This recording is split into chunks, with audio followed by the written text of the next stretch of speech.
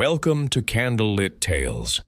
Tonight, we journey through the iron gates of Dovetail Manor, where the fog creeps across manicured lawns and the past refuses to stay buried. Hercule Poirot, the renowned Belgian detective, finds himself summoned to the Oxfordshire estate of Sir Reginald Ashworth, former Governor of Ceylon, and a man whose 30 years of colonial service earned him both admirers and enemies in equal measure.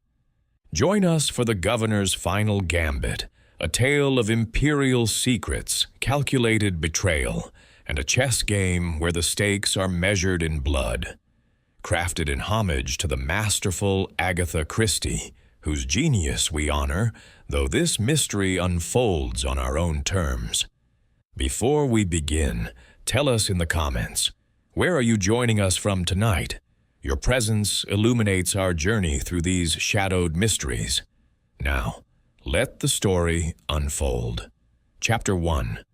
An Invitation to Dovetail Manor. The letter arrived on a Tuesday morning, its cream envelope bearing the unmistakable crest of a man accustomed to authority. I watched as Poirot slid it open with his silver letter knife, always precisely, never torn, and observed his expression shift from polite interest to something altogether more intent. "Hastings," he said, setting down his coffee cup with deliberate care. "We are summoned." "Summoned?" I moved to his side, glancing at the elegant script. "By whom?" "Sir Reginald Ashworth. The name, it is familiar to you, no?" Indeed it was. Sir Reginald had been Governor of Ceylon for nearly 15 years before his retirement, a decorated administrator whose tenure had been marked by both progressive reforms and whispered controversies. I had encountered his name frequently in the newspapers during my time in the military. The colonial governor? What could he possibly want with you, Poirot? My friend's egg-shaped head tilted thoughtfully, his magnificent mustache catching the morning light. He writes that he requires my particular expertise. He believes... Poirot paused, his green eyes scanning the letter once more. That his life is in danger, and that before the week concludes, someone in his household will attempt to murder him. Good Lord. Indeed. Poirot folded the letter with geometric precision. He offers no specifics, only this curious phrase. "I have played my final gambit, Monsieur Poirot. Now I must see if my opponent will accept the sacrifice, or attempt to remove the player from the board entirely." "Chess metaphors," I remarked. "The man fancies himself strategic." "All governors must be strategists, mon ami. The question is, what game does Sir Reginald play? And against whom?" We departed London that very afternoon. Dovetail Manor revealed itself through the October mist like a memory reluctantly surfacing, gray stone walls softened by decades of English ivy, mullioned windows reflecting the weak autumn sun, and chimneys that spoke of fires burning against the encroaching cold. The estate sat in the gentle folds of the Oxfordshire countryside, isolated enough that the nearest village, Little Ashworth, named, I suspected, for the family, lay 3 miles distant. Our taxi deposited us before the main entrance, where a butler of advanced years and impeccable posture awaited. "Monsieur Poirot? Captain Hastings?" His voice carried the measured tones of a man who had spent decades anticipating needs before they were voiced. "I am Hargreaves. Sir Reginald is expecting you, if you would follow me." The entrance hall of Dovetail Manor spoke eloquently of its master's history. Mounted upon the walls hung artifacts of empire, ceremonial masks from Ceylon, crossed kukris from Nepal, a magnificent elephant tusk carved with intricate Buddhist imagery. Between these trophies hung portraits of Ashworth ancestors, their painted eyes following our progress with aristocratic disdain. But it was the chess set that arrested Poirot's attention. It stood upon a marble pedestal in the center of the hall, an extraordinary creation of ivory and ebony, the pieces carved to represent British officers and Ceylonese nobility. A game was in progress, the pieces frozen mid-battle. "Remarkable," Poirot murmured, examining the board. "The White King, he is in a most precarious position. No? 2 moves from checkmate unless the knight is sacrificed," came a voice from above. We looked up to see a man descending the grand staircase, tall, silver-haired, with the bearing of one accustomed to command. Sir Reginald Ashworth moved with a slight limp, favoring his left leg, but his dark eyes were sharp as flint. "Monsieur Poirot," he extended his hand. "You came. I confess I was not certain you would. A man who fears for his life, Sir Reginald. Hercule Poirot does not ignore such appeals, though I confess your letter, it was most cryptic." Sir Reginald's smile held no warmth. "Necessity, I'm afraid. One never knows who might intercept correspondence these days. Please, gentlemen, join me in my study. We have much to discuss, and I fear limited time in which to discuss it." The study was a masculine sanctuary of leather and mahogany, its walls lined with books and maps of territories long since granted independence or transferred to other hands. A fire crackled in the hearth, and above the mantelpiece hung a portrait of a much younger Sir Reginald in full ceremonial dress, the governor's medal gleaming upon his chest. He poured whiskey for us, a particularly fine Ceylon Eric, he noted, and settled into a wing-back chair with the careful movements of a man managing chronic pain. "You are wondering, no doubt, why I have summoned you with such urgency." "The thought had occurred," Poirot admitted. "You speak of murder, Sir Reginald. This is not a word one uses lightly." "Nor do I use it lightly." The governor's fingers drummed upon the arm of his chair.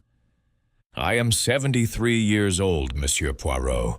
I have survived 2 assassination attempts, a cobra in my bed, 3 bouts of malaria, and a motor car accident that shattered my left leg. I do not frighten easily, but I know when I am being hunted. By whom? That is precisely what I need you to discover." Sir Reginald rose and moved to the window, gazing out at the fog-shrouded grounds. "In 3 days' time, I intend to make an announcement. One that will fundamentally alter the futures of everyone in this household. I have reason to believe that someone will kill me before I can do so." "What manner of announcement?" The governor turned, and I saw something flicker in his eyes. Guilt, perhaps, or the weight of long-held secrets. "I have spent 30 years building a legacy, gentlemen. 30 years of decisions, some wise, some regrettable. I am dying. My physician gives me perhaps 6 months, and before I meet my Maker, I intend to set certain matters right, to reveal truths that have been buried far too long." "And these truths," Poirot pressed, "they threaten someone in your household?" "They threaten everyone in my household. Each person beneath this roof has something to lose from my revelation. Each has motive. The question is, which of them has the will to act upon it?" A knock at the door interrupted us. Hargreaves entered with a silver tray. "Forgive the intrusion, Sir Reginald. Lady Ashworth wishes to know if your guests will be joining the family for dinner." "Indeed they shall. Thank you, Hargreaves." The governor waited until the butler withdrew before continuing. "You will meet them all at dinner, Monsieur Poirot. My suspects, my family, my collection of sins made flesh. We were shown to our rooms, comfortable accommodations in the East Wing, and given an hour to refresh ourselves before dinner. I found Poirot standing at his window when I knocked upon his door, his small frame silhouetted against the dying afternoon light. "You are troubled, mon ami?" "I am thinking, Hastings.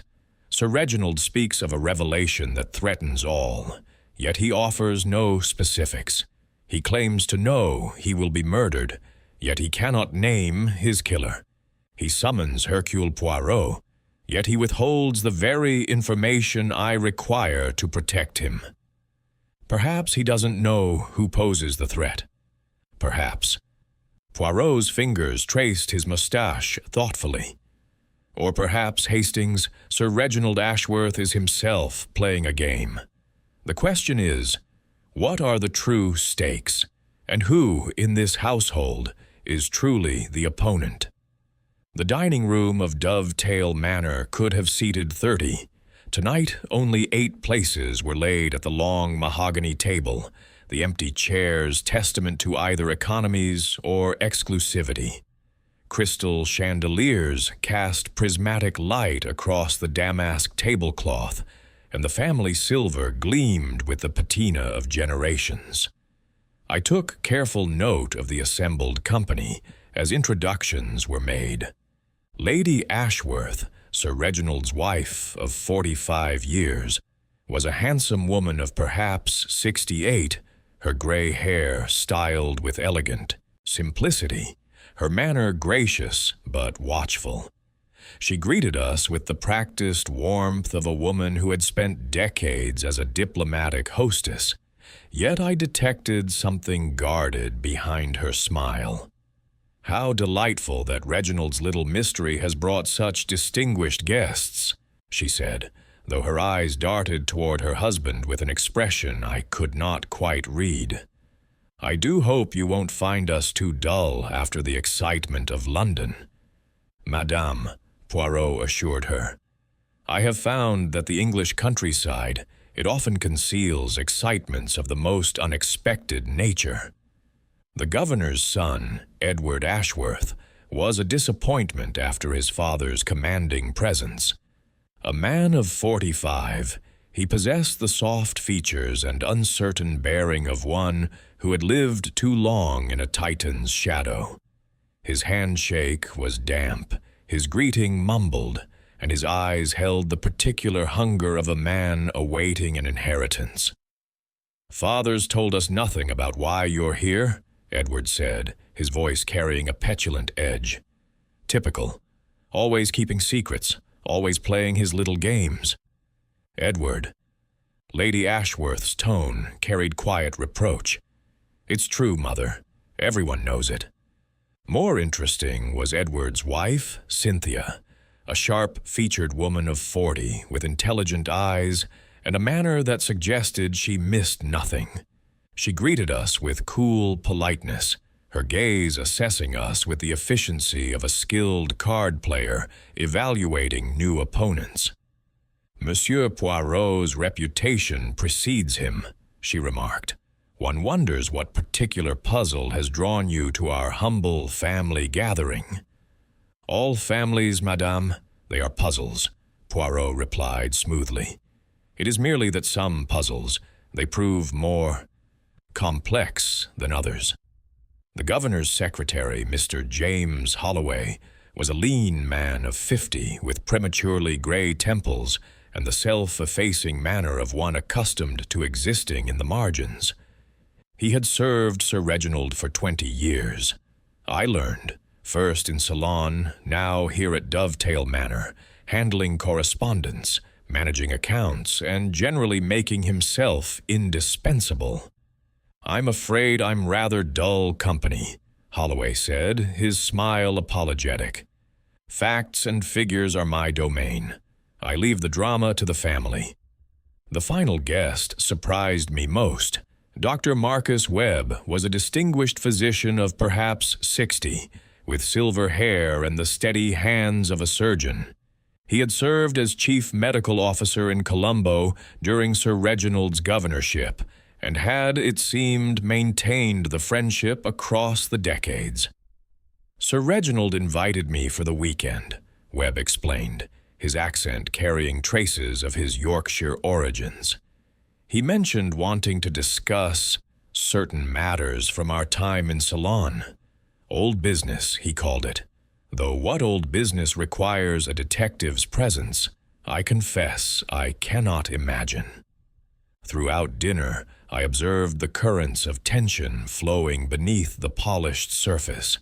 Edward drank too much wine and grew increasingly sullen. Cynthia watched her husband with barely concealed contempt. Lady Ashworth maintained her composure with visible effort, steering conversation toward neutral topics whenever it threatened to veer into dangerous waters. And Sir Reginald presided over it all like a chess master contemplating his board, his dark eyes moving from face to face with an expression that was almost satisfied. It was during dessert that the evening took its ominous turn. "I should inform you all," Sir Reginald announced, setting down his spoon with deliberate care, "that I intend to make a significant announcement at Saturday's dinner, one that concerns everyone at this table." The silence that followed was absolute. "What sort of announcement, Father?" Edward's voice cracked slightly. "Patience, my boy. All will be revealed in due course." Sir Reginald smiled, a cold, knowing smile. "I have lived my life as a gambit, sacrificing pieces to achieve position. Now, at the end, I find there are debts to be paid, truths to be told, and perhaps justice to be served." His gaze swept the table, lingering on each face in turn. "I suggest you all prepare yourselves accordingly." Later that evening, as Poirot and I retired to the library for coffee, I found myself troubled. "He's baiting them," I said. "Sir Reginald, he knows one of them means him harm, and he's deliberately provoking them. Oui, Hastings, the governor, he plays a dangerous game." Poirot stirred his coffee with precise rotations. "He believes that by forcing his killer to act, he will reveal themselves, but such tactics, they carry great risk. The cornered animal, it is the most dangerous of all."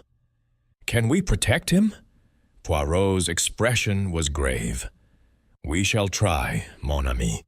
But I fear that Sir Reginald Ashworth has set forces in motion that even Hercule Poirot may not be able to stop. The gambit, it has been played. Now we wait to see who will claim the king." Outside, the October wind rattled the windows, and somewhere in the depths of the house, a clock struck midnight. Chapter 2. The Pieces on the Board. I slept poorly that night, troubled by dreams of chess pieces moving of their own accord across an endless board. When I rose and drew back the curtains, the October morning greeted me with pale sunshine struggling through dissipating mist, a modest improvement upon the previous evening's gloom. Poirot, I discovered, had risen before me. I found him in the entrance hall, standing before the magnificent chess set, with his hands clasped behind his back, his head tilted at that particular angle, which indicated the little gray cells were fully engaged. "You are studying the game, Poirot?" "I am studying the player, Hastings." He gestured toward the board. "This position, it is most revealing. White has sacrificed his bishop and his knight to create an attack. Bold, aggressive, willing to lose pieces to achieve the objective. But observe." His finger hovered over the black queen. "The opponent has not taken the sacrifice. The knight remains uncaptured. Why? Perhaps they saw the trap? Perhaps. Or perhaps they are waiting, calculating, seeking a different path to victory." Poirot's mustache twitched. Sir Reginald tells us he has played his gambit, but I wonder, mon ami, does he truly understand who sits across the board from him? Breakfast was a subdued affair, served in a sunny morning room overlooking the rear gardens. Lady Ashworth presided with determined cheerfulness, though her husband's chair sat conspicuously empty. Sir Reginald takes breakfast in his study, Hargreaves informed us. He has done so for some years now. The morning hours are devoted to correspondence and reflection. How tediously predictable father has become, Edward muttered into his kedgeree. His eyes were bloodshot, suggesting the wine from dinner had been supplemented by further refreshment. Once he governed an island of 6 million souls. Now he governs his desk calendar. Edward, Lady Ashworth's voice carried a warning note. It's true, Mother. The great Sir Reginald, reduced to writing his memoirs and tormenting his family with mysterious announcements, he threw down his napkin. I need air. He departed, leaving an uncomfortable silence in his wake. Cynthia Ashworth sipped her tea with studied calm. You must forgive my husband, Monsieur Poirot. Edward finds family gatherings trying. He finds sobriety trying, Lady Ashworth said quietly, then seemed to catch herself. Forgive me. That was unkind. Edward has struggled since returning from Ceylon. The climate disagreed with him. He lived in Ceylon? Poirot asked, his tone merely curious. For 3 years. Reginald secured him a position in the colonial administration, hoped it would make a man of him. Lady Ashworth's smile was brittle. It did not. And this was when, madame? He returned in 32, just before Reginald's own retirement. She set down her cup. Why do you ask? Hercule Poirot. He asks many questions. It is his nature. My friend rose from the table with a small bow.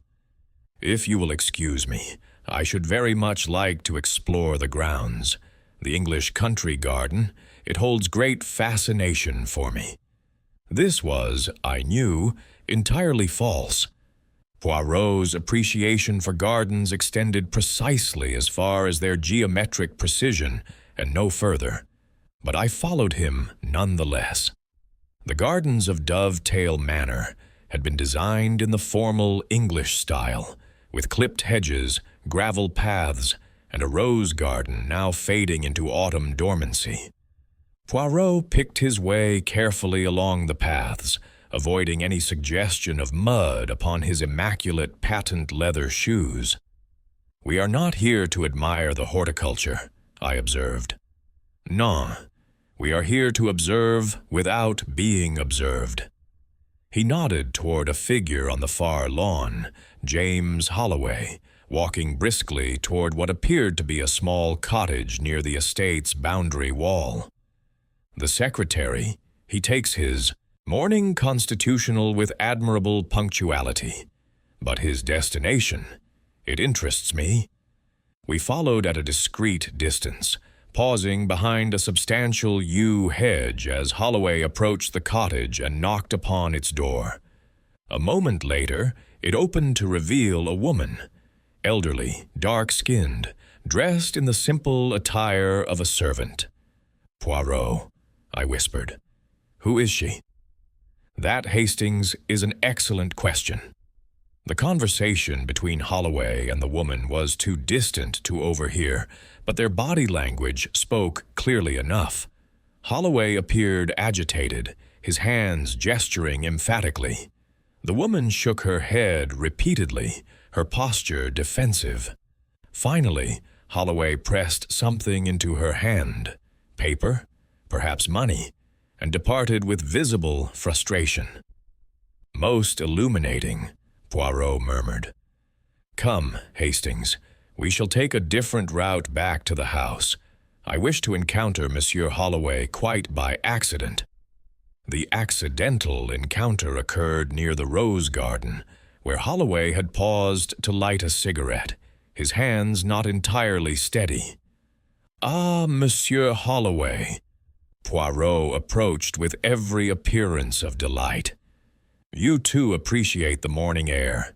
It is beneficial for the constitution, none? Holloway startled, then composed himself. Monsieur Poirot, Captain Hastings, yes, I find a morning walk helps clear the mind. The work of a secretary, it can be rather consuming. You have served Sir Reginald for many years, I understand. 20 years. A note of pride entered Holloway's voice. I began as a junior clerk in the governor's office in Colombo. Sir Reginald saw potential in me, promoted me, eventually made me his personal secretary. When he retired, he asked me to continue in his service here. Such loyalty, it is admirable. Poirot's tone was warm, inviting confidence. You must know the household intimately, the family, their dynamics. Holloway's expression flickered. I know my place, Monsieur Poirot. A secretary observes much, but comments on little. And yet, Sir Reginald, he has summoned me because he fears for his life. Surely you have observations that might prove relevant? The secretary drew on his cigarette, exhaling slowly. Sir Reginald has made enemies. That is the nature of power. In Ceylon, he made decisions that affected thousands of lives. Plantations reorganized, officials dismissed, native rights expanded against the wishes of the European establishment. Not everyone appreciated his reforms. And these enemies, they have followed him to England? The past has a way of following us all, Monsieur Poirot. Holloway dropped his cigarette and crushed it beneath his heel. If you'll excuse me, I have correspondence to attend to. He walked away, his shoulders rigid with tension. He is hiding something, I said. Indubitably, Hastings. The question is whether his secret relates to our investigation, or is merely one of the many private shames that inhabit every household. Poirot's eyes followed Holloway's retreating figure. But that woman in the cottage, she is the more interesting mystery. A servant of South Asian origin, housed separately from the main staff. Why? We found Dr. Webb in the library, examining the spines of Sir Reginald's extensive collection with professional interest. Medical texts, he explained, noting our entrance. Reginald has maintained quite a collection. Tropical diseases, primarily, a necessity during our Ceylon years. He selected a volume and leafed through it. Fascinating case studies. The diseases one encounters in the tropics make English ailments seem positively mundane. You were the chief medical officer in Colombo, Poirot said, settling into a leather armchair. A position of considerable responsibility. Indeed. I supervised the colonial hospital, advised the governor on public health matters, and treated everything from cholera outbreaks to cobra bites. Webb replaced the book carefully. Those were demanding years, rewarding but demanding. And your friendship with Sir Reginald, it dates from this period? It does. Reginald was an unusual governor. He actually cared about the native population's welfare. We worked together on several public health initiatives. Webb's expression grew thoughtful. He could be ruthless when necessary, of course. One doesn't govern a colony through kindness alone. But beneath the iron will, there was genuine compassion. You speak of him in the past tense, Doctor. Webb's eyes met Poirot's. Do I? Perhaps because the man I knew in Ceylon has changed. The Reginald of those days was decisive, confident, certain of his purpose. The man I see now is haunted by something, consumed by guilt, I would say. Guilt over what? That, Monsieur Poirot, he has not shared with me. Webb moved toward the door. But I suspect it relates to his mysterious announcement. Reginald was always one for dramatic gestures. Even dying, he cannot resist staging one final performance. After he departed, Poirot sat in thoughtful silence for several moments. The doctor, Hastings, he knows more than he admits. You think he's involved in whatever Sir Reginald fears? I think that everyone in this house is connected by threads that stretch back to Ceylon, and I think that someone, perhaps more than one person, will do anything to prevent those threads from being exposed. It was mid-afternoon when Sir Reginald finally emerged from his study. I found him in the entrance hall, once again contemplating the chess set, moving a piece with careful deliberation. "Ah, Captain Hastings, where is your remarkable friend?" "Resting, Sir Reginald. He finds country air rather exhausting."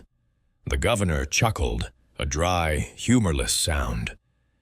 "And yet his mind never rests, I suspect. Tell me, has he begun to unravel my little puzzle?" "He has questions." "I should be disappointed if he did not." Sir Reginald moved another piece. "You served in the war, Captain. You understand? Sacrifice. The necessity of losing pieces to win the greater battle." "I understand that sacrifice should have purpose, sir, not merely spectacle." His dark eyes studied me with new interest. "Bluntly spoken, I appreciate that." He gestured toward the board. "This game, I have been playing it against myself for 30 years. Every morning, a move. Every evening, a counter-move. But now the endgame approaches, and I find I can no longer play both sides. Then why not simply tell Poirot what he needs to know? Why these riddles?" Sir Reginald's expression hardened. "Because some truths, Captain, can only be revealed at the proper moment. Speak too soon, and the guilty escape. Speak too late, and justice is denied. Timing is everything." He moved the white knight into a new position. "Besides, I must know which of them has the courage to act. That knowledge is worth whatever risk I take." "Even the risk of your life?" "I am dying regardless, Captain. Cancer, the doctors tell me. Inoperable. 6 months, perhaps less." His smile was grim. "Sir Reginald Ashworth does not intend to waste away in a hospital bed. If I am to die, let it be on my own terms, in service of truth." "That sounds remarkably like a death wish, sir." "Perhaps it is." He turned away from the board. "But it is my death, and I shall orchestrate it as I choose. Tell your friend Poirot to watch carefully. The final moves are about to begin." He departed, his uneven footsteps echoing in the cavernous hall. I stood alone before the chess set, studying the position. White's king was exposed, vulnerable, surrounded by enemies. Yet the white knight had moved, no longer threatening, but positioned to observe. I was no chess master, but even I could see that the game had changed. That evening I reported my conversation to Poirot. He listened in silence, his fingers steepled beneath his chin. "So Sir Reginald welcomes death," he murmured. "He uses his own murder as a revelation device, forcing the killer to expose themselves through action. Bold, Hastings, reckless. Can we prevent it? I do not know." Poirot's expression was troubled. "But I begin to perceive the shape of this mystery. Ceylon is the key. Something that happened there, something that binds all these people together. The woman in the cottage, the secretary's nervousness, the doctor's guilt, the son's resentment. All threads leading back to a single moment, a single truth. And Sir Reginald's announcement? We'll reveal that truth, I suspect, unless someone silences him first." Poirot rose from his chair with sudden decision. "Tomorrow, Hastings, we must discover what happened in Ceylon. The answers lie not in this English manor, but in the past. and the past, mon ami, has grown very impatient to speak. Outside, the wind had risen again, rattling the windows like restless ghosts demanding entry. Chapter 3. Shadows of Colombo. The following morning brought rain, a steady, persistent drizzle that transformed the gardens into a watercolor of gray and green. Poirot regarded the weather with profound displeasure from the breakfast-room window. The English climate, Hastings, it is an assault upon civilization itself. How does one maintain properly polished shoes in such conditions? One doesn't venture outside, I suggested. Alas, that is not an option available to us. He turned from the window with evident reluctance. Today, we must speak with the woman in the cottage. She is central to this mystery. I feel it in my bones. Your little gray cells, you mean? Those also, mon ami, those also. We waited until mid-morning, when the household had dispersed to its various occupations.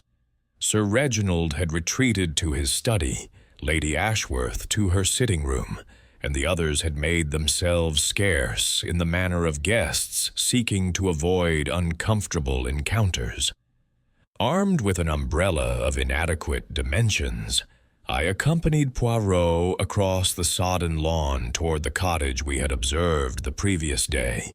It was a modest structure, whitewashed walls, thatched roof, a small garden now dormant for winter. Smoke curled from the chimney, suggesting habitation. Poirot knocked upon the door with his characteristic precision. 3 measured raps. For a long moment, nothing. Then the door opened a crack, revealing a weathered face and dark, wary eyes. Yes? Good morning, madame. Poirot removed his hat with a small bow. I am Hercule Poirot, and this is my associate, Captain Hastings. We are guests of Sir Reginald. Might we speak with you? The woman's expression shifted, fear quickly masked. I have nothing to say. And yet, madame, I believe you have a great deal to say, things that have remained unspoken for many years.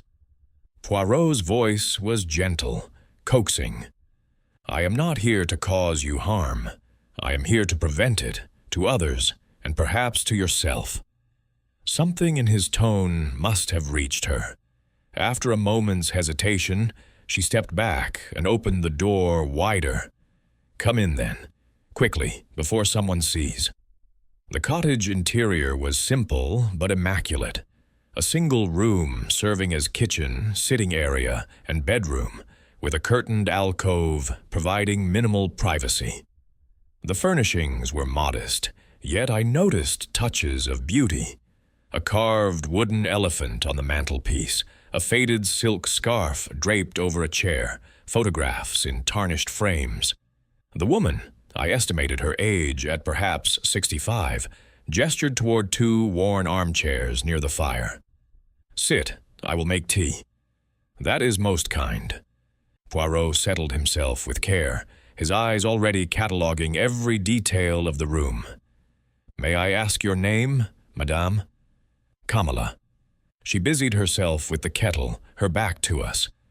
Kamala Pereira. I was Aya, nursemaid, in the governor's household, in Colombo.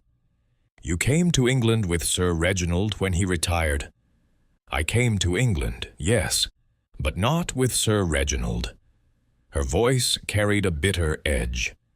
I came for my own reasons. And those reasons, Madame Pereira. She turned to face us, and I saw that her eyes glistened with unshed tears. I came for my daughter, my Priya. She is buried in Little Ashworth churchyard, has been these 23 years.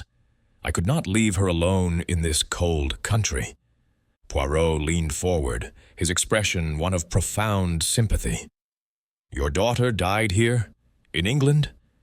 She died at Dovetail Manor. Kamala's hands trembled as she poured the tea. She was 17, beautiful, innocent, and she died because of the Ashworth family's sins. The story emerged slowly, painfully, like blood from a wound that had never properly healed. Priya Pereira had been brought to England in 1909, when Sir Reginald, then a rising administrator, had taken his first home leave with his young family. Kamala had accompanied them as nursemaid to the infant Edward, and Priya, then 12, had come as a companion to help her mother. She grew up between two worlds, Kamala said. English in education, Ceylonese in heart. Sir Reginald, he educated her, paid for tutors, treated her almost as family. I thought he was kind. Her voice hardened. I was a fool. What happened, madame? Edward happened. The name was spoken like a curse. When Priya was 17 and Edward was 22, he noticed her. She was beautiful, you understand. Dark eyes, graceful, educated. And Edward, he was handsome then. Before the drink and the disappointment, he pursued her, promised her marriage, position, a life beyond servitude. And she believed him? She loved him, truly loved him.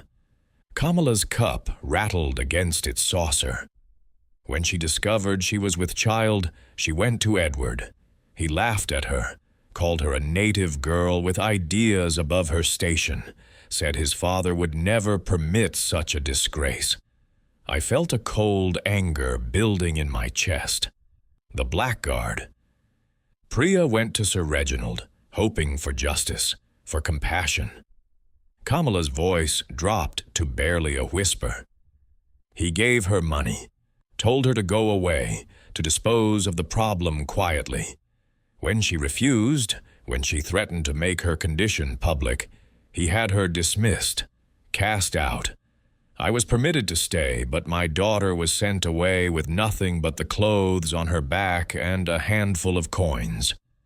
And she died. 3 weeks later, they found her in the river. The coroner called it accidental drowning. Kamala's eyes met Poirot's with fierce intensity. It was not accidental, monsieur. My Priya could swim like a fish. She had swum the waters of Colombo harbor since childhood. She did not drown by accident. She drowned by despair, by the cruelty of men who saw her as nothing. The fire crackled in the silence that followed. "Why do you remain here, madame?" Poirot asked softly. "Near those who caused you such pain?" "Because Sir Reginald pays me." The admission seemed to cost her something. His guilt, it has a price. He bought this cottage, provides my living, permits me to tend my daughter's grave.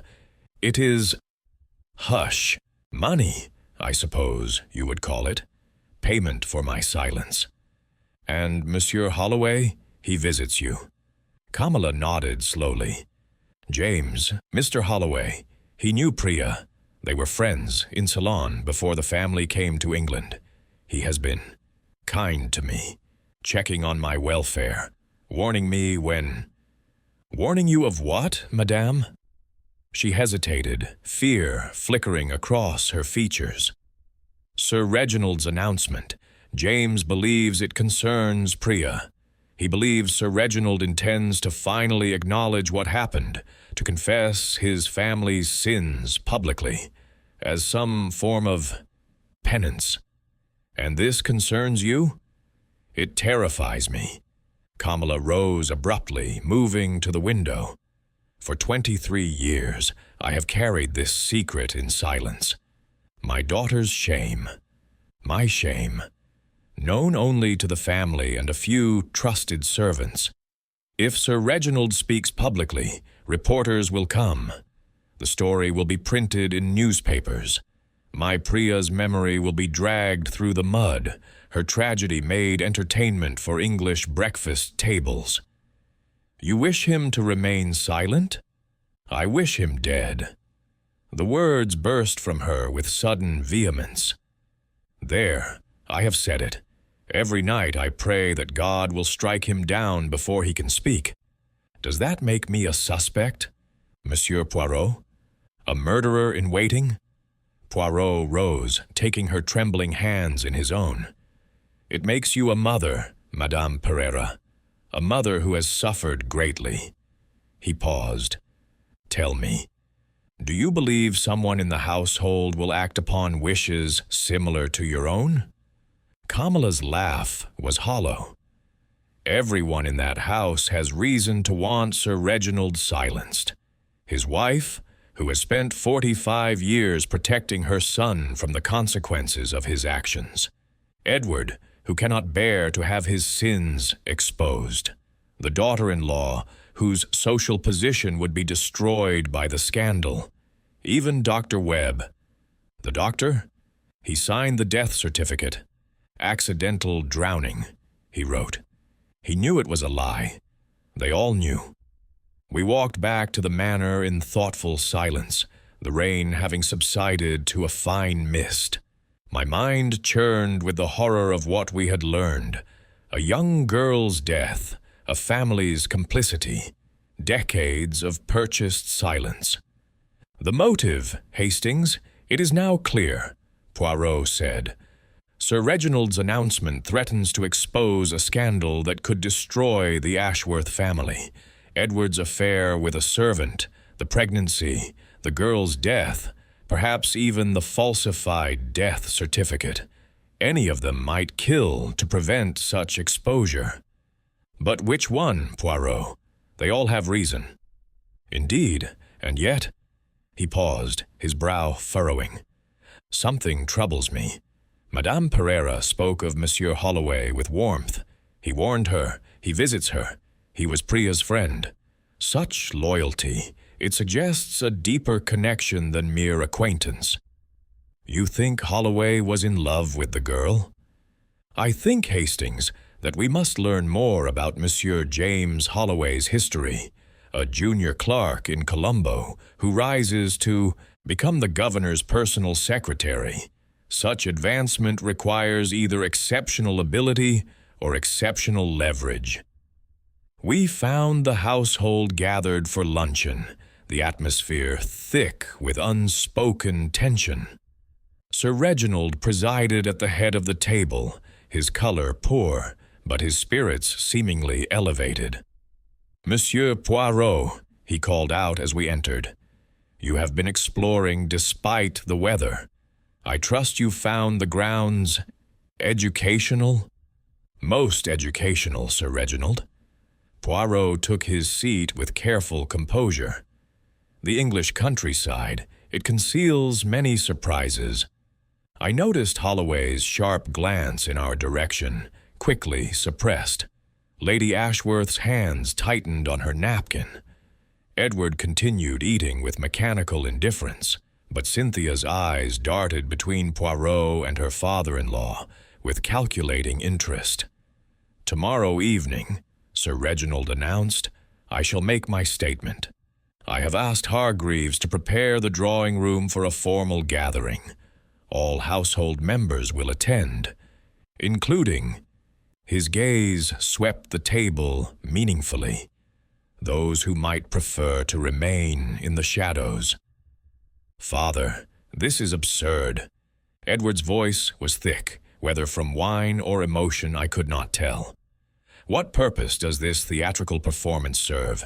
If you have something to say it now. Patience, my boy. The timing must be precise. Sir Reginald smiled, a cold, knowing expression. Besides, I wish to give everyone opportunity to reflect, to prepare, perhaps even to act. Act? Lady Ashworth's voice was sharp. What do you mean, act? I mean, my dear, that the next 36 hours will reveal a great deal about the character of those I have trusted with my life. He rose from the table, his napkin dropped with deliberate carelessness. Monsieur Poirot, you are my insurance policy. I trust you are paying attention. He departed, leaving chaos in his wake. That afternoon, I found Poirot in Sir Reginald's library, surrounded by old photograph albums and yellowed documents. What have you discovered? History, Hastings. the Ashworth family's history in Ceylon. He indicated a photograph, a formal portrait showing a younger Sir Reginald surrounded by his staff. There, James Holloway, 15 years younger, and there. His finger moved to a young woman at the edge of the frame, Priya Pereira. I studied the image. Priya had been beautiful indeed, delicate features, intelligent eyes, a smile that suggested warmth and hope. Beside her stood a young man I did not recognize. Who is that? The man next to Priya? That, mon ami, is the question that has occupied my little gray cells all afternoon.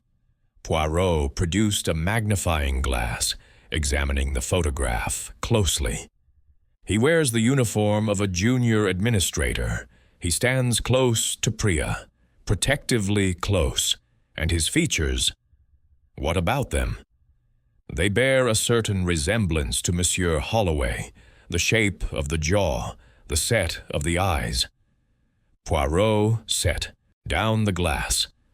I believe, Hastings, that this young man was Holloway's brother, and I believe he, not Edward Ashworth, was the true father of Priya's child. Good Lord, but Kamala said what she was told, what the family wanted her to believe. Poirot's expression was grim. The truth, I suspect, is far more complex and far more damning, and Sir Reginald's announcement, it will reveal not merely a scandal, but a conspiracy that has corrupted this family for a generation. He closed the album with a snap. Tomorrow the governor plays his final gambit. We must ensure, Hastings, that we understand all the pieces before the endgame begins.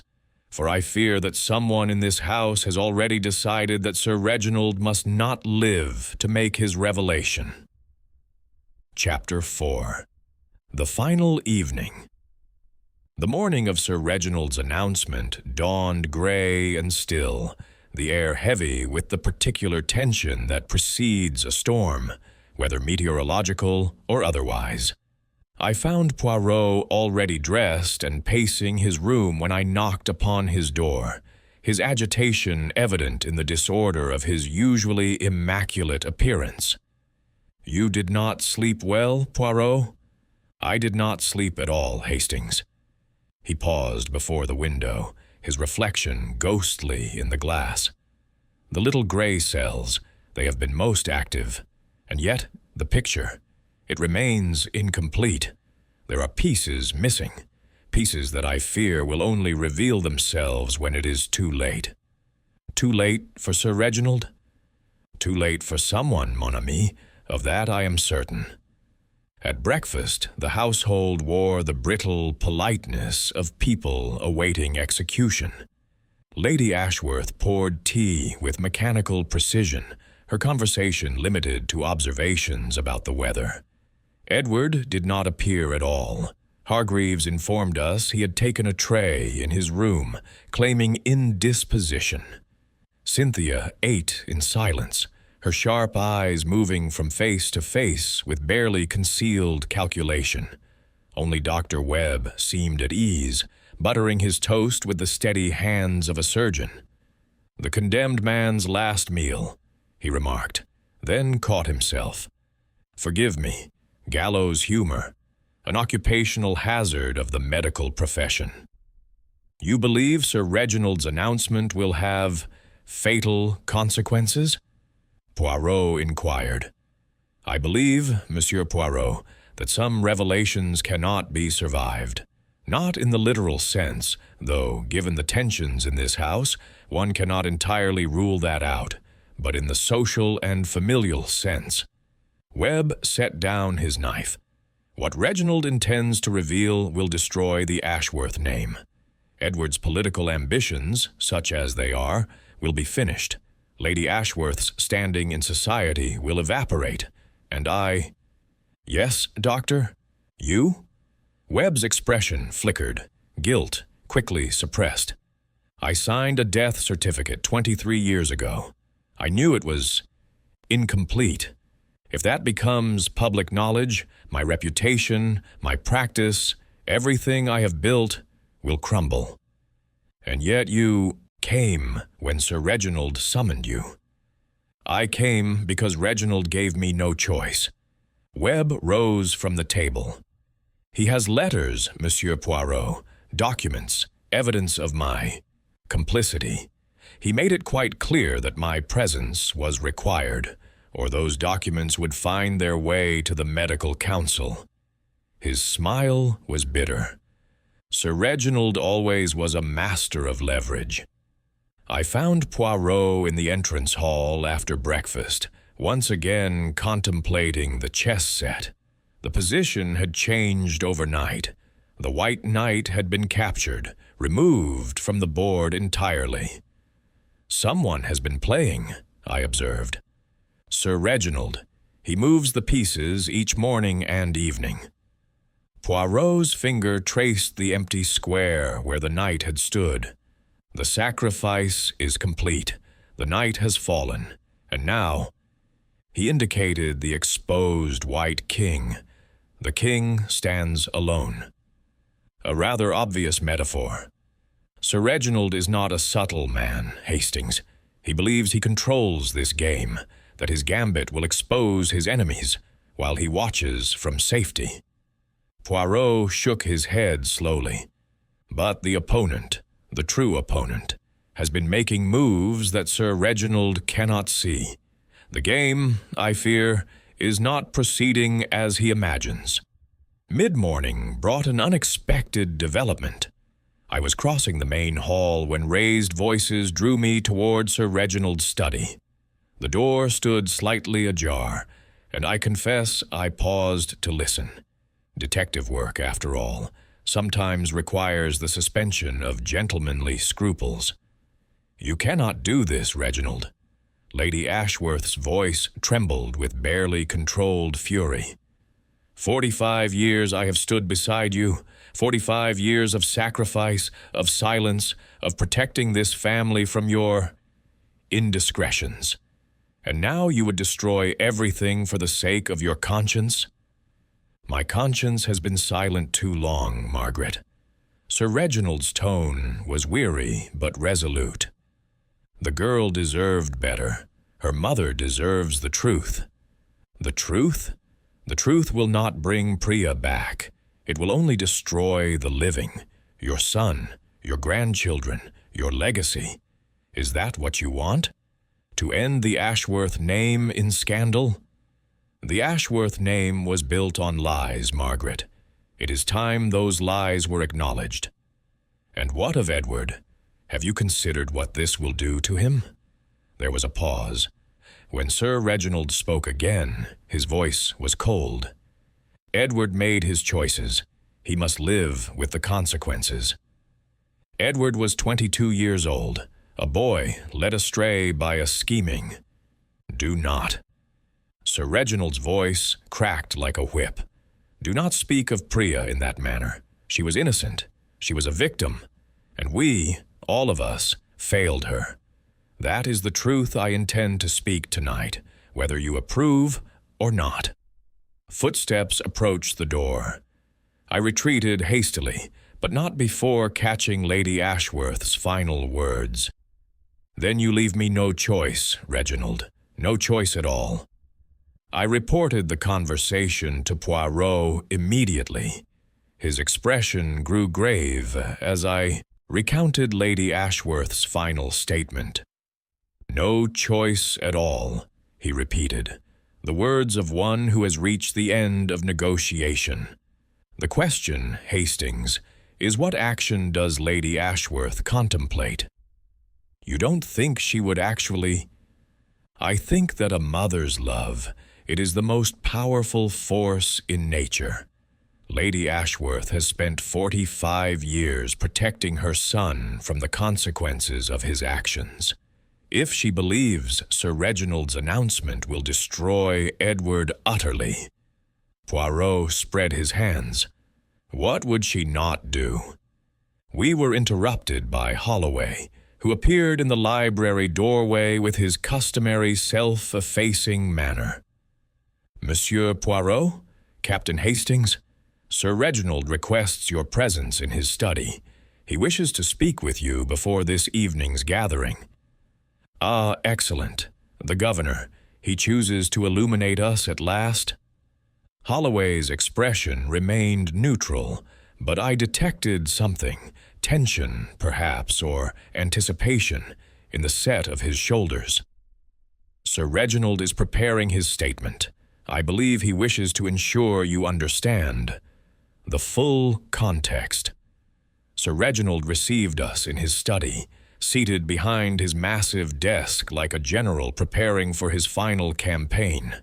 His color was poor, gray-tinged and waxy, but his eyes burned with feverish determination. "Gentlemen, please, sit." He gestured toward two leather chairs. "I owe you an explanation, a proper one, before tonight's events make explanation irrelevant." "You expect something to happen tonight, Sir Reginald?" Poirot asked. "Something that would prevent you from explaining afterward." "I expect, Monsieur Poirot, that my announcement will trigger a reaction. Whether that reaction is public denial, private confrontation, or something more permanent remains to be seen." He smiled grimly. "That is why you are here. My insurance policy, as I said." "Then tell me, Sir Reginald. Tell me everything.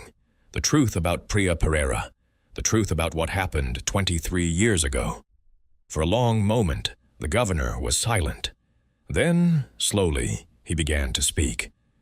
"Priya was brought to England as a child, as her mother no doubt told you. She grew up in this house, educated alongside my own children, a social experiment of sorts. I believed that by elevating her, I was performing a charitable act. I was a fool. Because of what Edward did? Because of what I allowed to happen, and what I did afterward."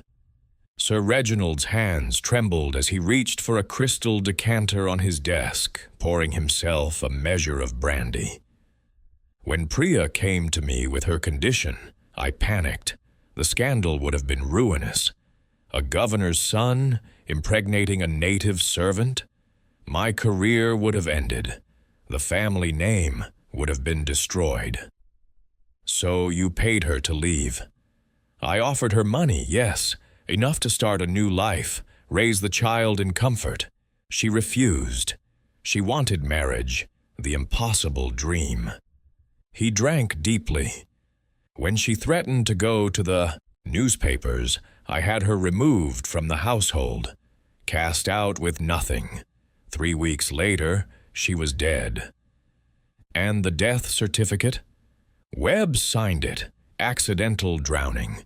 We both knew it was likely otherwise, but an inquest would have raised questions that would have led back to this house." Sir Reginald set down his glass with a thud. "I have carried that guilt for 23 years, Monsieur Poirot. Every morning I wake to see Priya's face. Every night I dream of her in the water. And now, at the end, I will speak the truth, whatever the cost."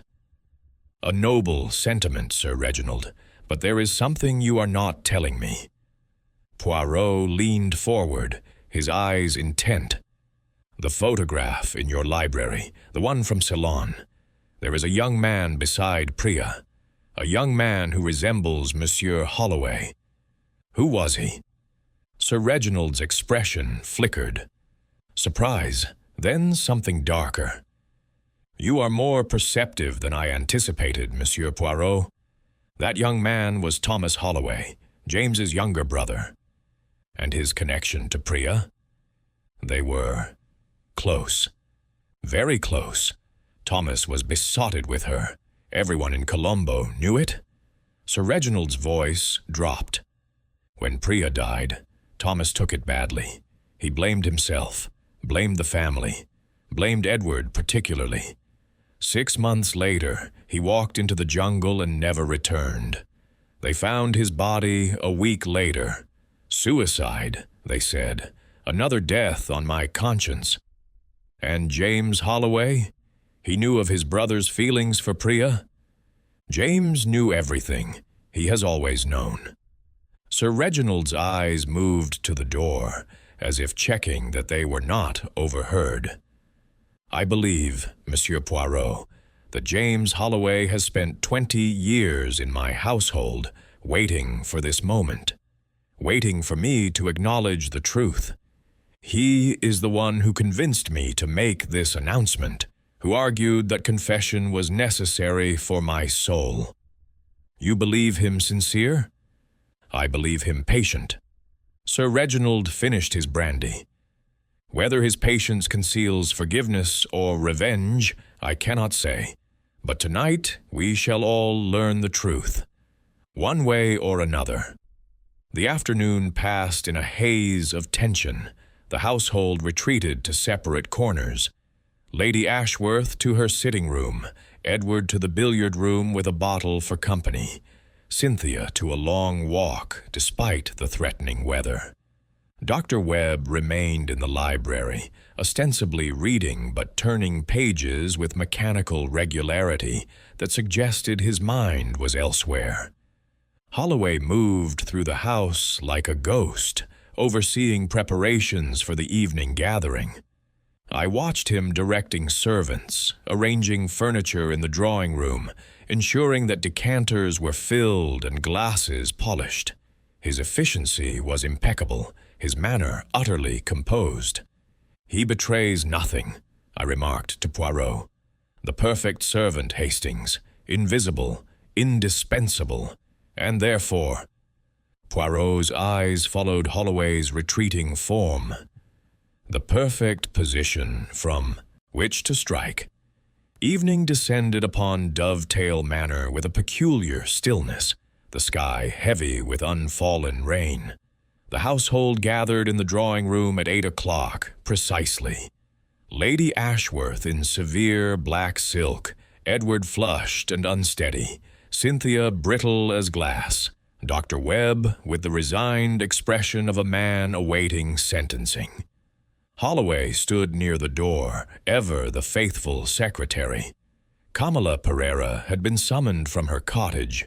She sat in a corner, small and still, her dark eyes fixed upon Sir Reginald with an expression I could not read. And Poirot.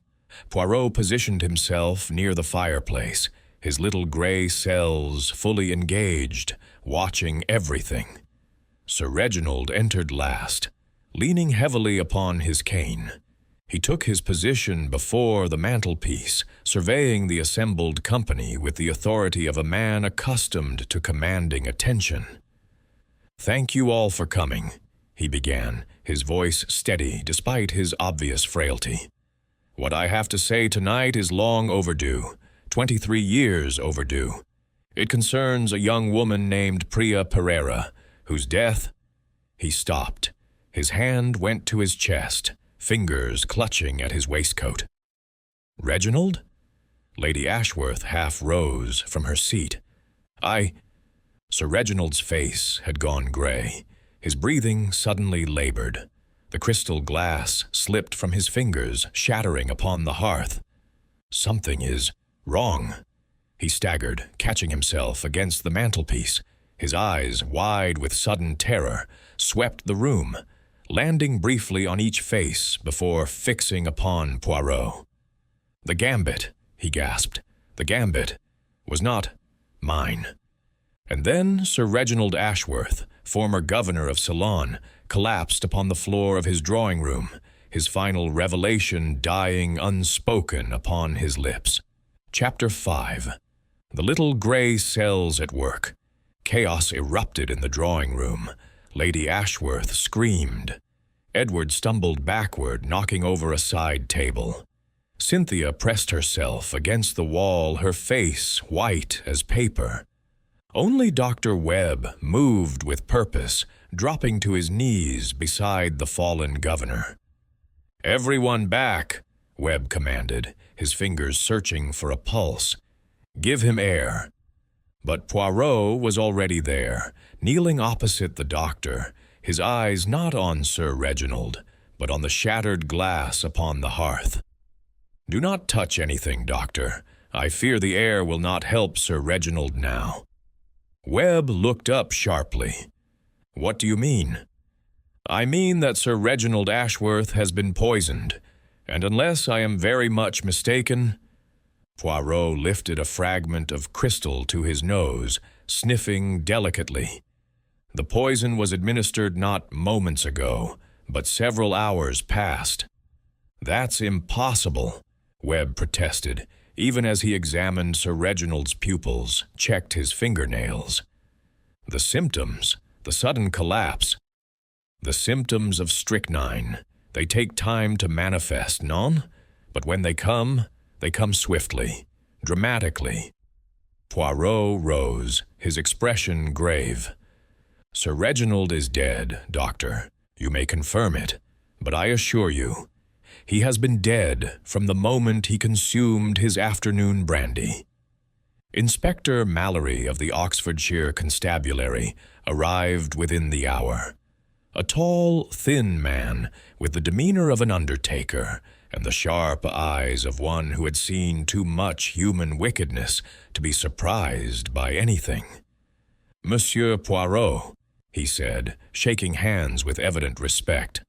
I've heard of you, of course. Never thought we'd meet over a body in my jurisdiction. Alas, Inspector, bodies have a way of appearing wherever Hercule Poirot travels. It is most inconvenient. Mallory surveyed the drawing room, now transformed into a crime scene. The household staff say Sir Reginald feared for his life. That's why you're here? Sir Reginald believed someone would prevent him from making his announcement tonight.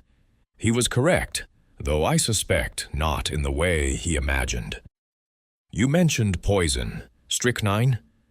Almost certainly. Dr. Webb can confirm with proper tests, but the symptoms, the muscular rigidity, the respiratory distress, the rapid onset after a delay, they are characteristic.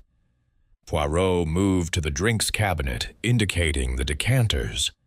These were freshly filled this afternoon, supervised by Monsieur Holloway, but they are not, I think, the source. Then what? The brandy in Sir Reginald's study. He drank from his private supply this afternoon. I witnessed him consume a measure at approximately 3 o'clock. The timing, it fits perfectly. Strychnine, when consumed in moderate dose, takes 3 to 5 hours to produce symptoms. Mallory nodded slowly. Who had access to the study? Everyone in the household, Inspector. Sir Reginald did not lock his door. He believed himself safe, protected by the presence of Hercule Poirot. My friend's expression was troubled. I failed him in this. You couldn't have prevented what you didn't foresee. Perhaps, but now, Inspector, we must ensure that justice is served.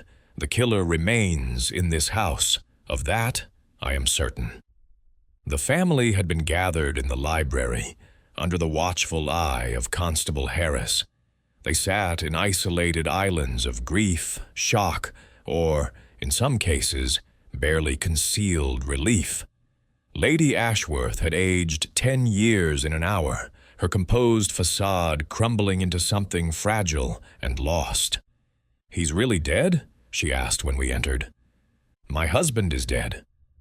"I am afraid so, madame," Poirot said gently.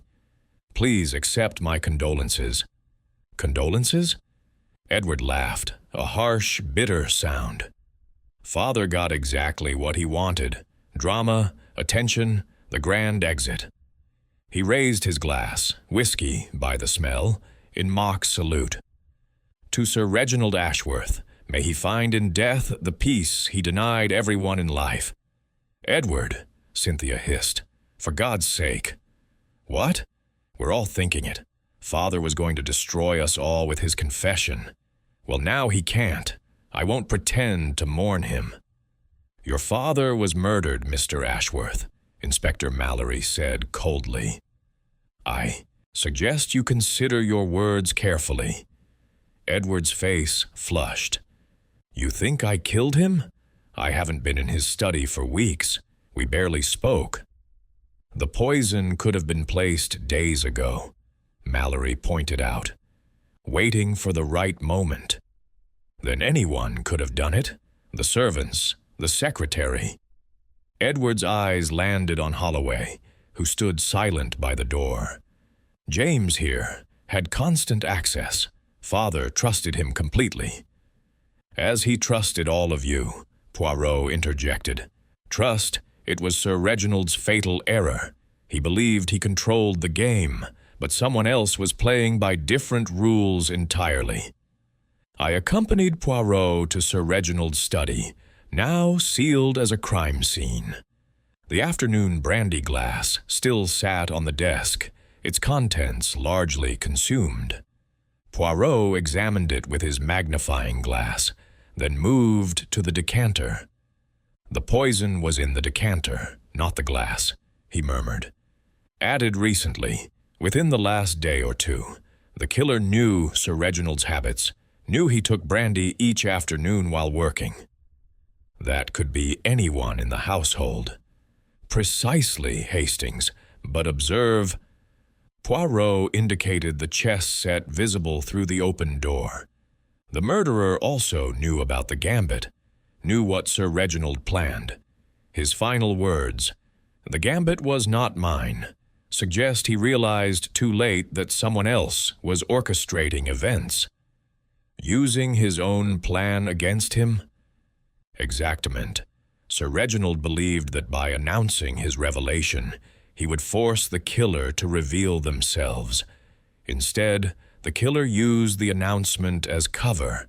Everyone had motive to silence him. Everyone would be suspected. The perfect murder, hidden among multiple possibilities. We were interrupted by Dr. Webb, who appeared in the doorway looking haggard. "I've completed a preliminary examination," he said. "Definitely strychnine, a substantial dose masked by the brandy's bitterness. Death would have been inevitable once consumed." "You are familiar with strychnine, Doctor?" Poirot asked. Webb's expression tightened. "Any physician would recognize the symptoms. In Ceylon, we used it as rat poison. The plantations were infested. It was readily available, unfortunately. Several accidental poisonings occurred during my tenure." "And deliberate poisonings?" "One or two. Domestic disputes, mainly. Servants poisoning masters, wives poisoning husbands." Webb paused. "You suspect me?" "I suspect everyone, Doctor. You had access, knowledge, and motive. Sir Reginald was blackmailing you. Your reputation stood to be destroyed by his revelation." "My reputation?" Webb laughed bitterly. "My reputation was destroyed 23 years ago when I signed that death certificate. I've been living on borrowed time ever since, waiting for the truth to surface. Sir Reginald's announcement would have been a relief, the end of decades of guilt." "Guilt over Priya Pereira?" "Guilt over all of it. The girl's death, Thomas Holloway's suicide, the cover-up." Webb slumped against the doorframe. "I was chief medical officer. I was supposed to protect people, not conspire in their destruction. Every patient I've treated since has been an act of penance." Poirot next interviewed Holloway in the butler's pantry, a small, efficient space where the secretary had made his temporary office. Papers were arranged with mathematical precision, correspondence sorted by date and importance. "You have been expecting this, have you not, Monsieur Holloway?" Poirot asked without preamble. Holloway's composure never wavered. "I have been expecting something, Monsieur Poirot. When Sir Reginald decided to make his announcement, I knew it would provoke a reaction." "You encouraged him to make this confession." "I suggested that truth might bring peace. Sir Reginald was dying. The cancer was consuming him. I thought confession might ease his passing. Or you thought it might provoke someone to ease his passing more quickly? For the first time, Holloway's mask slipped. That's a vile suggestion. Is it? Your brother Thomas loved Priya Pereira. When she died, he took his own life. You have spent 20 years in the household of the man responsible for both deaths. That requires either extraordinary forgiveness or extraordinary patience for revenge. My brother was a romantic fool, Holloway said quietly. He believed Priya loved him in return. She didn't. She was infatuated with Edward Ashworth, the governor's golden son. Thomas was just a friend, a convenience. When she died, he blamed himself for not protecting her. The truth is, he couldn't have saved her. No one could. You believe that? I have to believe it. Otherwise, the last 20 years have been meaningless. Holloway's hands clenched.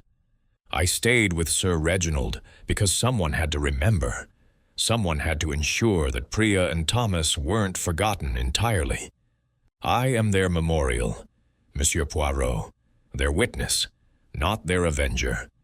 In the conservatory, I found Kamala Pereira sitting alone among the dying plants, her figure small and still in the gloom. She looked up as Poirot and I entered, her eyes dry but infinitely sad. He is dead, then, Sir Reginald? He is dead, madame, Poirot confirmed. Poisoned. Good. The word was spoken without emotion. He was poisoned by his own sins. It is justice. You hated him. I told you this already. I hated him for what he did to my Priya, for his cowardice, his cruelty. She rose, moving to the window. But I did not kill him, Monsieur Poirot. I am not a murderer. You had access to the house. Monsieur Holloway visits you. He could have provided entry. James visits me, yes, to check on my welfare, to bring me news. Sometimes just to sit in silence and remember. Her voice softened. He loved my daughter, too, you know. Not as Thomas did. That was passion, young and wild. James loved her as a brother loves a sister, protective, pure. When she died, something in him died, too. Yet he remained in Sir Reginald's service. Where else would he go? His life ended when Thomas took his own life. All that remained was duty, routine, the machinery of service. Kamala turned to face us. We are all ghosts here, Monsieur Poirot.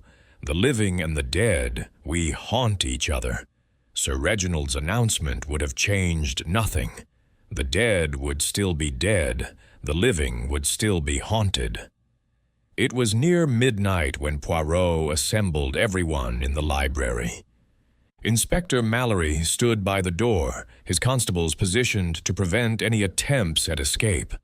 The household sat in tense silence. Lady Ashworth, pale but composed, Edward drunk but attentive, Cynthia watchful, Webb resigned, Holloway expressionless, and Kamala separate, observing from her corner.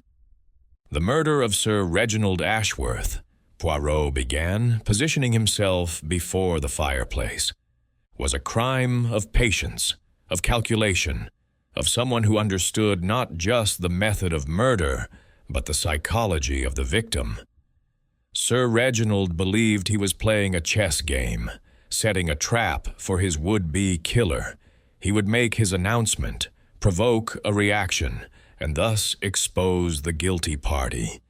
But the killer was playing a different game entirely. Poirot began to pace, his hands clasped behind his back. Let us consider the facts. Strychnine was added to Sir Reginald's private brandy within the last 48 hours. The killer knew his habits, that he drank alone in his study each afternoon. They knew about the announcement, the gathering planned for tonight. And they knew that with multiple suspects, each with powerful motives, the murder would be almost impossible to solve. But the killer made one mistake. Poirot paused, his eyes scanning the assembled faces. They assumed Sir Reginald's final words would be incoherent, the ravings of a dying man. Instead, he spoke with clarity. The gambit was not mine. In that moment, he understood. The chess game he thought he was playing. It was an illusion. Someone else had been moving the pieces all along. Who? Lady Ashworth's voice was barely a whisper. Who killed my husband?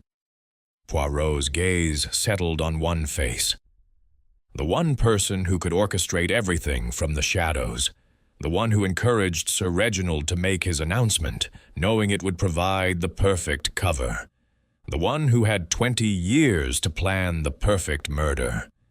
He moved across the room with sudden decisiveness.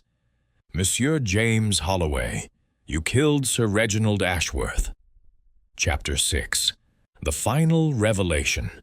Holloway did not move. His face remained composed, almost serene, as every eye in the room turned toward him. An interesting theory, Monsieur Poirot, he said quietly. But you have no proof. Ah, but I have something better than proof, Monsieur Holloway. I have understanding. Poirot moved to stand before the secretary, his manner almost gentle. You see, from the beginning, this case puzzled me.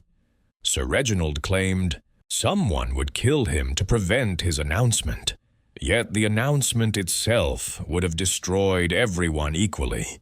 Why kill to prevent inevitable ruin? Unless, Poirot continued, turning to address the room, the announcement was never the true threat. It was merely the stage upon which the real drama would unfold. I don't understand, Lady Ashworth said. James has been loyal for 20 years. Why would he? Loyal, madame, or patient? There is a difference, non? Poirot began to pace. Let me tell you a story. The true story of what happened 23 years ago. Not the version Sir Reginald believed. Not the version you all accepted. The truth. He paused before the portrait of Sir Reginald that hung above the mantelpiece. Priya Pereira was indeed with child when she came to Sir Reginald, but the father was not Edward Ashworth. The father was Thomas Holloway, James's younger brother. That's absurd, Edward burst out. Everyone knew she was that we had. Everyone assumed, Monsieur Edward. You had indeed pursued Priya, made advances, perhaps even convinced yourself that she reciprocated. But Priya loved Thomas. They had been meeting secretly for months. When she discovered her condition, she went to Thomas first. Holloway's composure cracked slightly. How could you know this? Because, Monsieur Holloway, you told me yourself, though not in words. Your devotion to Kamala, your 20 years of patient service, your encouragement of Sir Reginald's confession, all of it speaks to a man carrying terrible knowledge. You knew the truth because Thomas told you before he died. Poirot produced a faded envelope from his pocket. This afternoon, while you were all preparing for the gathering, I searched Monsieur Holloway's room. I found this, a letter from Thomas Holloway, written the day before his suicide. Would you like me to read it, Monsieur Holloway, or will you tell them yourself? Holloway's shoulders sagged. For the first time in 20 years, the perfect servant's mask fell away entirely. Thomas wrote to me from Ceylon, he said, his voice hollow. He told me everything, how he and Priya had fallen in love, how they had planned to marry, to leave Ceylon together, how, when she became pregnant, she had gone to Sir Reginald not to confess an affair with Edward, but to ask for permission to marry Thomas, a junior clerk, a nobody. Mon Dieu, Lady Ashworth whispered. Sir Reginald refused, of course. The scandal of his son seducing a servant was manageable. Boys will be boys, after all. But a servant girl choosing a clerk over the governor's son? That was an insult to the family honor that could not be borne. Holloway's voice grew bitter. So Sir Reginald created a different narrative. He told Priya that if she claimed Edward was the father, he would provide for her and the child. If she insisted on naming Thomas, both she and Thomas would be dismissed without references, destroyed. She refused, Poirot said, softly. She would not betray Thomas, even for security. She refused, Holloway confirmed. So Sir Reginald had her cast out anyway, but not before ensuring that everyone, including Edward himself, believed she had been Edward's mistress. Thomas was told that Priya had betrayed him, had chosen Edward's wealth over his love. The lie destroyed them both. But Thomas learned the truth? Too late. After Priya died, Kamala told him everything. The guilt, the grief. It broke him. He walked into the jungle and put a bullet through his head. Holloway's hands clenched. In his letter, he begged me to ensure justice. But how could I fight the governor of Ceylon? I was nobody. So I waited. I became indispensable to Sir Reginald. I earned his trust, and I planned. For 20 years you planned this moment, Poirot said. Not this exact moment. I thought perhaps I would expose him, destroy his reputation. But then he became ill, cancer, divine justice perhaps, and he began to speak of confession, of making amends. Holloway laughed, a sound devoid of humor. He wanted to confess to the wrong sin. He still believed Edward was the father. He was going to take responsibility for covering up his son's indiscretion, a noble father protecting his wayward child. The truth about Thomas would remain buried. So you encouraged the announcement, knowing it would provide cover for murder. I encouraged it, yes. And when Sir Reginald told me he had invited you, the great Hercule Poirot, I knew it was perfect. Multiple suspects, multiple motives, and the great detective himself as witness to the impossibility of solving it. But you made one error, Poirot said. You gave Sir Reginald the poisoned brandy yourself. Impossible. I haven't been in his study all week. No? Then how do you explain this? Poirot produced a handkerchief, unfolding it to reveal a small silver button. Found caught in the carpet near Sir Reginald's desk, a button from a servant's uniform, but not just any uniform. This particular style was discontinued 3 years ago. You, Monsieur Holloway, are the only member of staff who still wears the old uniform. A point of pride, you once mentioned. Your loyalty to tradition. Holloway was silent. But that is merely physical evidence, Poirot continued. More telling is the psychology. You see, you knew Sir Reginald better than anyone. You knew that if he suspected poison, he would suspect the brandy in the drawing room, the public brandy, where anyone could tamper. You knew he would never suspect his private supply, locked in his study, accessed only by himself and his most trusted servant. You gave him the poisoned brandy this afternoon, did you not? Brought it to him on a tray, as you had done 1,000 times before. He drank it without question, without suspicion, because James Holloway, faithful secretary, was above suspicion. Even if that were true, Holloway said quietly, you cannot prove I put strychnine in the brandy. The strychnine, ah yes, let us discuss the strychnine. Poirot turned to Dr. Webb. Doctor, you mentioned that strychnine was common in Ceylon, used as rat poison. What you did not mention is that you requisitioned unusual quantities of it 23 years ago, just before Priya's death. Webb paled. That has nothing to do with... It has everything to do with this case. You see, I believe you gave strychnine to someone in the household back then, not for rats, but for a more sinister purpose. Someone who claimed they needed it for pest control, but actually intended something darker. You're suggesting I helped murder Priya? Webb was aghast. Non, doctor, I am suggesting you unknowingly provided the means for a suicide. Thomas Holloway obtained strychnine from you before his final journey into the jungle, but he did not use it on himself. He used a gun. So what happened to the strychnine? All eyes turned to Holloway. You kept it, Poirot said simply. 23 years you kept your brother's poison, waiting. Perhaps you always knew this day would come. Perhaps you thought it poetic justice. The same poison Thomas had considered using, now used to kill the man responsible for his death. Holloway stood slowly, straightening his immaculate uniform with habitual precision.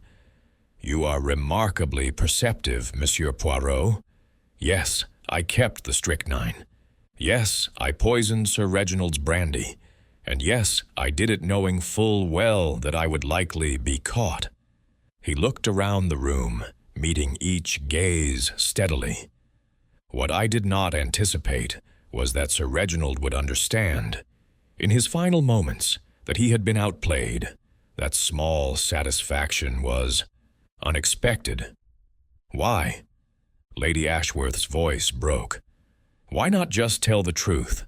Why murder? Because, Lady Ashworth, the truth would not have brought justice. Your husband destroyed 2 innocent lives and countless others in the covering up. He lived 40 more years in comfort and honor while they rotted in foreign soil. He was dying anyway. A few months of cancer versus a few hours of strychnine. I merely accelerated the schedule. And made yourself a murderer in the process, Inspector Mallory said, moving forward. James Holloway, I am arresting you for the murder of Sir Reginald Ashworth. A moment, Inspector, if you please, Holloway said calmly. He turned to Kamala, who had remained silent throughout the revelation. I need you to know, I did not do this for revenge alone. I did it for Priya, for Thomas, for the truth that was buried with them. Kamala rose, moving across the room to stand before him. For a long moment, she studied his face. Then, quietly, she spoke. My daughter loved your brother. That was real. Everything else, the lies, the covering up, the years of silence, none of that could change the truth of their love. She touched his cheek gently. You have carried this burden too long, James. Let it go now. Holloway's composure finally shattered. Tears ran down his cheeks as Inspector Mallory placed him in handcuffs. One more thing, Holloway said as he was led away. The cottage, Kamala's cottage, the deed is in my room, in the bottom drawer. I purchased it from Sir Reginald years ago. It's hers, free and clear. She should not suffer for my actions. He paused at the door, looking back at Poirot. You asked about the chess game, Monsieur Poirot. Sir Reginald thought he was playing white, the king, directing his pieces. But he was always black. I was white. And in chess, white always moves first. The drawing room was silent after Holloway's departure. The family sat in shocked contemplation, each processing the revelations in their own way. All these years, Lady Ashworth said finally, all these years, and we never knew the truth. We knew what we wanted to know, Edward said quietly. For once, he seemed completely sober. Father told us a story that preserved the family honor, and we accepted it because the alternative was too difficult to face. The alternative being that I was never the rake everyone thought I was. His laugh was bitter. That I was just a convenient scapegoat for Father's narrative? You did pursue her, Cynthia pointed out. You made advances. I was 22 and stupid, but we never... Edward slumped in his chair. Christ, what a mess. What a bloody, tragic mess. Dr. Webb rose unsteadily. I should prepare a full report for the coroner, and then I think I shall retire. Return to Yorkshire. I've carried this guilt long enough. One by one, they departed until only Poirot, myself, and Inspector Mallory remained. A tragic case, Mallory observed. 23 years in the making. It is always tragic, Inspector, when love becomes twisted into revenge. Poirot moved to the chess set in the hall, studying the final position. But perhaps there is some justice in it. Sir Reginald wrote the rules of the game: lies, cover-ups, protection of reputation above truth. James Holloway simply played by those same rules and played them better. You sound as if you approve, I said. I neither approve nor disapprove. Hastings, I observe, I deduce. I reveal the truth. Justice, that is for others to determine. He picked up the White King, the piece that had represented Sir Reginald in his own imagination. But I will say this. In chess, as in life, the king is often the weakest piece. It can barely move, relies on others for protection, and when it falls, the game ends. He set the piece down gently. Sir Reginald Ashworth forgot that even kings can be pawns in someone else's game. Epilogue. 3 months later, I received a letter from Poirot, who had returned to London while I remained in the country on personal business. He wrote that James Holloway had been tried and convicted of murder, though the jury had recommended mercy given the circumstances. He was sentenced to life imprisonment rather than hanging. Lady, Ashworth had sold Dovetail Manor and retired to a small cottage in Scotland. Edward and Cynthia had separated, she to America, he to a rehabilitation clinic in Switzerland. Dr. Webb had indeed retired to Yorkshire, where he devoted himself to charity work among the poor. And Kamala Pereira remained in her cottage, tending her daughter's grave, finally free of the financial dependence that had bound her to the Ashworth family for so long. The truth, mon ami, Poirot wrote, is like water.